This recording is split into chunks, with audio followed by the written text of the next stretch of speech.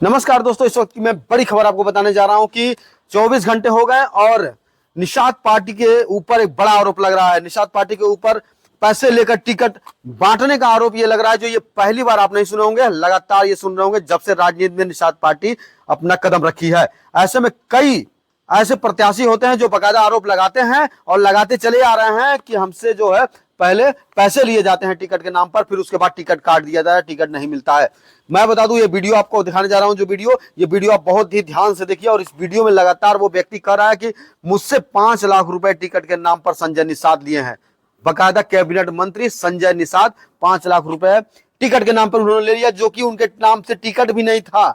जो दिल्ली में खुद टिकट के लिए घूम रहे थे, उसके बावजूद वह यह भरोसा दिला कर दिया कि टिकट हमको मिल जाएगा, और 5 लाख रुपए हमसे उन्होंने लिया। बिल्कुल 5 लाख रुपए का आरोप ये जो लग रहा है, ये बहुत ही बड़ा आरोप है। और मैं बता दूं, ये आरोप ये पहली बार नहीं लग रहा है। जब भी चुनाव आता है, चाहे लोकसभा हो, जिला पंचायत हो, विधानसभा हो, किसी भी चुनाव में लगातार इनके, अगर एक चीज कहा जाए वो भी गलत नहीं है, इनका पूरा गिरोह तैयार हो जाता है।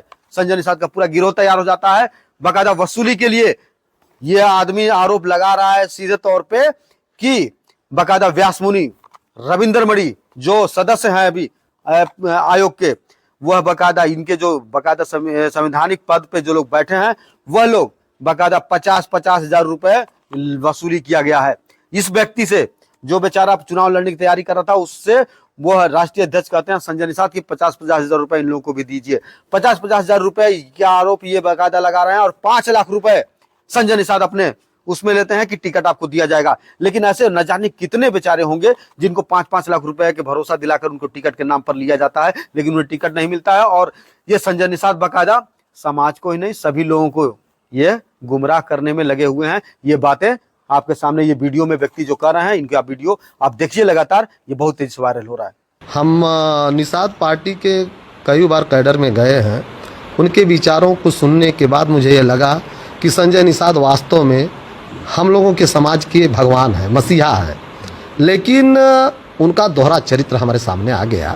जब जब उन्होंने हमके बुलाया दिल्ली, हमने पूरे खर्च किया, पूरे समाज के प्रति जितना भी हो सका हमने वो पार्टी के लिए किया।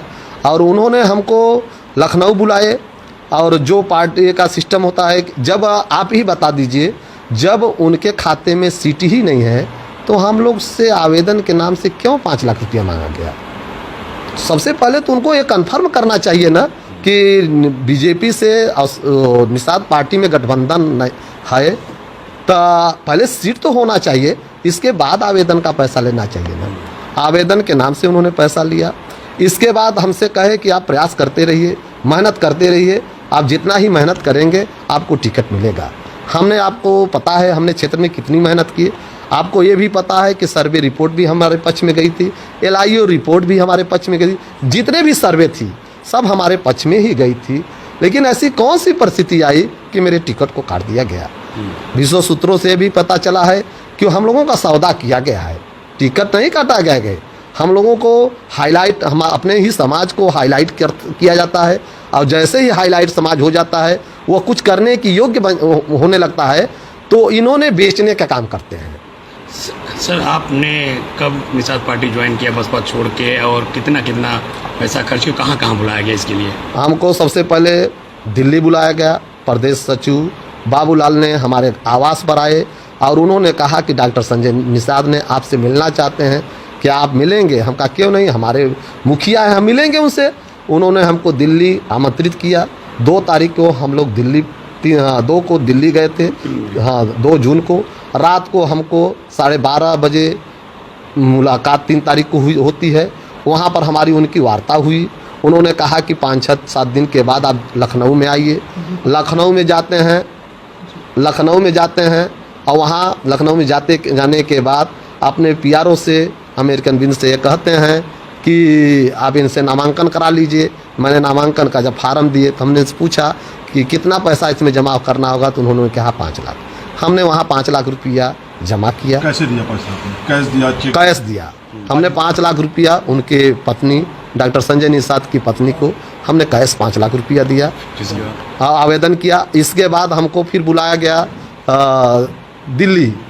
जब प्रचार करने आया, इधर तो जितने भी प्रयास होते रहे, समाज में हम लोग घूमते रहे, प्रचार करते रहे। जितने भी पदाधिकारी यहाँ आते थे, आपका टिकट फाइनल है, हमको विदाई दीजिए। हम विदाई के नाम से भी हमसे शोषण हमारा किया गया। कितना कितना लेते थे पैसे आपसे विदाई के नाम पे? विदाई के नाम से कोई 50,000, कोई 20,000, मतलब 20,000 के नीचे कोई नहीं ले गया। ऐसा कोई पदाधिकारी नहीं है जो 20,000, 50,000, 60,000, यहाँ तक कि विदाई के नाम से एक बार में नहीं, एक ही लोग कई बार आते थे। हर बार विदाई के नाम से जैसे जिले के बाहर जाते थे, सबको पैसा दिया था। यहाँ तक कि प्रदेश अध्यक्ष भी थे, व्यास मुनि थे, रविंद्र मणि थे। ये लोगों को एक बार में 50,000 हुआ। उनके लड़के थे अमित, सब लोगों को जितना मुझे हो सका हमने उनको किया। फिर कार्यक्रमों को भी करते थे? कार्यक्रमों को हमने करते थे, जो भी खर्च लगता था मुझसे कार्यक्रम का भी पैसा लिया जाता था। इतने के बावजूद हमको दुख नहीं था कि हमारी पार्टी है, हमें उनको भगवान की तरह मानते थे। लेकिन स्थितियाँ ये बनी कि 18 तारीख को हमको फ़ोन करके 12:28 पर रविंद्र मणि का फ़ोन आता है कि महामहिम आपको संजय निषाद ने दिल्ली बुलाने के लिए बोले हैं, आप तत्काल चले जाइए। हम उसी समय उठते हैं और 12 बजे के बाद जैसे ही हम एयरपोर्ट के माध्यम से हम लोग दिल्ली पहुंचते हैं। दिल्ली पहुंचने के बाद वहां रात को हमको 12:30 बजे हम उनके आवास पर पहुंचते हैं तो पता लगता है कि डॉक्टर संजय निषाद सो रहे हैं, इस बार इस समय नहीं मिलेंगे। इसके बाद फिर सुबह आते हैं। सुबह जाने के बाद हम अंदर, हमको जिस कमरे में सोए थे उस कमरे में बुलाते हैं और कहते हैं कि घबराओ मत, टिकट तुम ही को फाइनल हो रहा है, टिकट तुम ही को मिलेगा। हम कहा ठीक है बाबूजी, आप आशीर्वाद दीजिए। तो हमने उनसे कहे कि हम कहा बाबूजी कुछ सेवा करने के लिए हम आए, कहें ठीक है। तो हम 10 लाख रुपया वहाँ फिर हमने दिया। अब तक कितना खर्च कर चुकी है और कितना डिमांड था? हमको खर्च में तो हमको लगता है कि यदि कुल हम कल ये भी ओपन कर देंगे और सारे लिखित दे देंगे, लेकिन हमको लगता है कि 50 के ऊपर हमारा खर्च हो चुका है। अच्छा, कितना मांगे थे टिकट के नाम पे? कितना? टिकट नाम से हमसे यही कहा गया था कि 2-2 करोड़ रुपया, उनके पीआरओ के माध्यम से हमको फोन आया कि 2 करोड़ रुपया लगेगा। हमने कहा ठीक है, 2 करोड़ रुपया लगेगा, ठीक है। तो हमने उनसे कहा कि दिल्ली लेकर आओ। हमने कहा कि दिल्ली हम इतना पैसा लेकर नहीं आ पाएंगे, जहाँ कहिए मैं ट्रांसफर कर दूँ। और जो मेरे पास पैसा है एयरपोर्ट के माध्यम से, इससे ज़्यादा पैसा लेकर नहीं जा सकते थे। हमने 10 लाख रुपया वहाँ ले गए थे और 10 लाख रुपया वहाँ दिए थे। इसके बाद उन्होंने हमसे उनके लड़के परवीन ने हमको सुनील बंसल से मिलवाए। आपके पास फोटो वायरल भी हुआ होगा।